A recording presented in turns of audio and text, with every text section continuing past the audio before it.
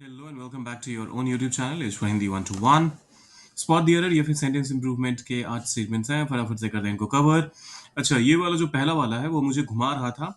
ये मैंने पिछले वीडियो में पूछा था और एक व्यूअर हैं विजय, उन्होंने इसके दो बहुत अच्छे ऑल्टरनेटिव्स बताए।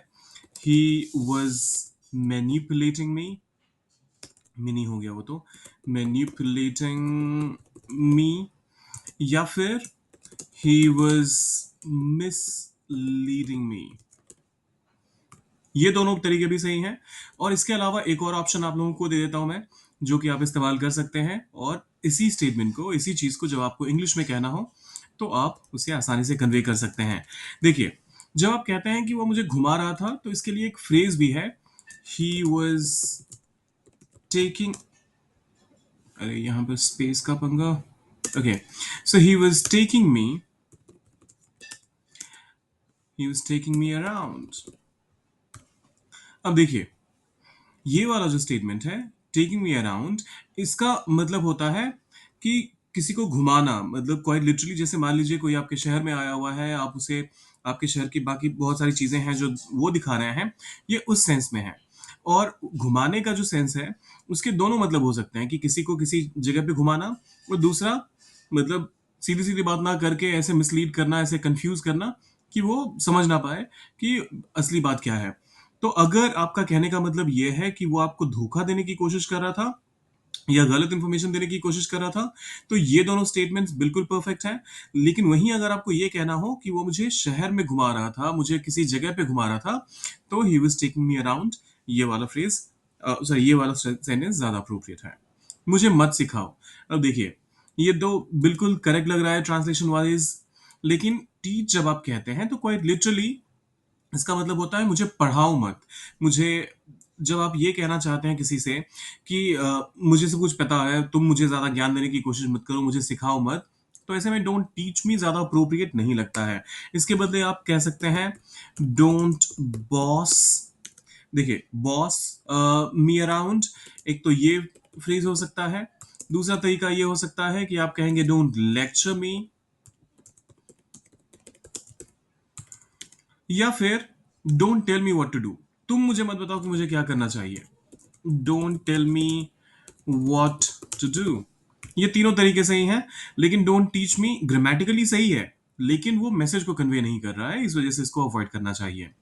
वो मुझे जवाब नहीं दे रहा था, ही इज नॉट, अच्छा, जवाब नहीं दे रहा, he is not giving me an answer. देखिए, यहाँ पर ये बहुत ही ज्यादा literal Hindi to English translation है। गिव आंसर, आप सीधा सीधा कहिए he is not answering me, he is not answering me. Can, फिर आता है क्या तुम मुझे अंदर ले जा सकते हो, can you take me inside. तो इसके लिए आप कह सकते हैं, अंदर ले जाने की मतलब का मतलब किसी एक एनक्लोज स्पेस में ले जाने की बात हो रही है। So can you let me in, can you let me in. आप या तो ये कह सकते हैं, अलाउ मी इन भी आप कह सकते हैं, कैन यू अलाउ मी इन, जब आप एंट्री की बात करते हैं। टेक मी इनसाइड ये बहुत ही ऑकवर्ड स्ट्रक्चर है, और कुछ और ही मतलब निकल कर आ रहा है इसका, तो इसको अवॉइड कीजिएगा। मैंने बहुत समझाया फिर भी नहीं माना, I explained a lot still he did not agree. देखिए, आई एक्सप्लेन्ड अ लॉट, ये पार्ट तो सही है, लेकिन वो सहमत नहीं हुआ या फिर माना नहीं, उन दोनों में जमीन आसमान का फर्क है। इसका जो करेक्ट वर्जन होगा, आप इसको कुछ यूं कह सकते हैं, I tried my best to explain it to him, explain it to him, फिर भी नहीं माना, बट ही डिडंट लिसन, या फिर ही वुडंट लिसन। आप इसके बदले I explained lot but he wouldn't listen ये भी कह सकते हैं, या फिर ही डिडंट लिसन, ये सारे ही तरीके सही हैं। बट ये he still did not agree, ये सेंस नहीं बनाता, इस चीज को अवॉइड कीजिएगा।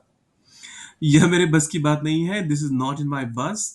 ऑब्वियसली ये तो इनकरेक्ट टू द कोर है। बस हिंदी वाला और इंग्लिश वाला दोनों अलग अलग है। तो आप कह सकते हैं दिस इज बियॉन्ड मी मतलब मेरे बस के बाहर की बात है, या फिर this I can't handle this. वो मुझे भाव नहीं दे रहा था, ही is not giving me emotion. देखिए, इसको आप दो तरीके से कह सकते हैं, ये ऑब्वियसली गलत है। He is not paying attention to me, not paying attention to me. किसी को भाव देने का मतलब क्या है? आप उसकी तरफ ध्यान देते हैं, आप उसका हाल चाल पूछते हैं, आप उसको जो भी हेल्प चाहिए होती है आप वो हेल्प करते हैं। So is not paying attention, अरे अटेंशन टू मी होता है, अटेंशन मी कर दिया मैंने। So is not paying attention to me, या फिर आप ये भी कह सकते हैं is ignoring me, he is ignoring me. मुझे लगा कि तुम अब तक चले गए होगे, I thought you must have gone by now. Hmm, ये काफी हद तक करेक्ट लग रहा है, लेकिन इसमें इनएक्यूरेसी है। अब सोचिए क्या होगा इसका करेक्ट वर्जन, डालिए उसे कमेंट बॉक्स में। और अगर आप कर पाते हैं तो बहुत बढ़िया, नहीं कर पाते तो अगले वीडियो में मैं खुद ही कवर कर लूंगा। और जाने से पहले सब्सक्राइब, लाइक और शेयर करके जाइएगा। आपको भी पता है ये आपके लिए फ्री है, लेकिन हम जैसे नए क्रिएटर्स को ये कितना इनकरेज करता है। मिलते हैं जल्दी।